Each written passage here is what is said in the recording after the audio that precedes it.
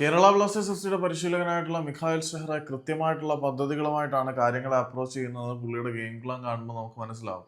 ആ പ്ലാനുകളിൽ stick on ചെയ്യുന്ന കാര്യത്തിൽ അദ്ദേഹത്തിന് യാതൊരു മാറ്റവും ഇല്ല. അദ്ദേഹം വളരെ മികച്ച രീതിയിൽ സബ്സ്റ്റിറ്റ്യൂഷനുകളും കാര്യങ്ങളും ഒക്കെ നടത്തുകയും ചെയ്യുന്നുണ്ട്. അദ്ദേഹം ഒരു ഗെയിം പ്ലാനുമായിട്ട് തന്നെയാണ് വരുന്നത്. പക്ഷേ ഡാനിഷ് ഫറൂഖിൽ അമിതമായിട്ട് വിശ്വസിക്കുന്നുണ്ടോ എന്ന് മാത്രമേ ഉള്ളൂ കേരള ബ്ലാസ്റ്റേഴ്സിന്റെ ആരാധകർക്ക് അദ്ദേഹത്തിനെ കുറിച്ച് നിലവിലുള്ള ആശങ്ക. ഇന്നത്തെ മത്സരത്തിൽ കേരള ബ്ലാസ്റ്റേഴ്സ് മനോഹരമായിട്ട് തന്നെ തുടക്കത്തിൽ തന്നെ 2 ഗോളിന്റെ ലീഡ് എടുത്തപ്പം ഇന്ന് സ്റ്റെഹ്റയും ടീമും കൂടി കലിംഗയിൽ കയറി അവിടുത്തെ വീരന്മാരെ കശാപ്പ് ചെയ്യും എന്ന ആരാധകരെല്ലാം ഉറച്ചു വിശ്വസിച്ചിരുന്നു. പക്ഷേ അതിവേഗത്തിൽ 2 ഗോളുകൾ കേരള ബ്ലാസ്റ്റേഴ്സിന് കൺസീഡ് ചെയ്യേണ്ടി വന്നു. പിന്നെ സമനിലയുമായിട്ട് ഒരു പോയിന്റിൽ സാറ്റിസ്ഫൈഡ് ആയി കലിംഗയിൽ നിന്നും വിമാനം കയറേണ്ട അവസ്ഥയിലേക്ക് കാര്യങ്ങൾ എത്തിയിരുന്നു. ഇതിനെക്കുറിച്ച് മിഖായൽ ഷെഹ്റയ്ക്ക് തന്നെ പറയാനുള്ളത് എന്താണെന്ന് വെച്ചാൽ, we follow the game plan. നമ്മൾ പ്ലാൻ ചെയ്തതുപോലെ തന്നെ വളരെ പെർഫെക്റ്റ് ആയിട്ടാണ് ഗെയിം മുന്നോട്ട് പോയിക്കൊണ്ടിരുന്നത്. അതുകൊണ്ട് തന്നെ നമ്മളുടെ ടീം കുറച്ച് അഗ്രസീവായിട്ട് തന്നെയാണ് കളിച്ചുകൊണ്ടിരുന്നത്.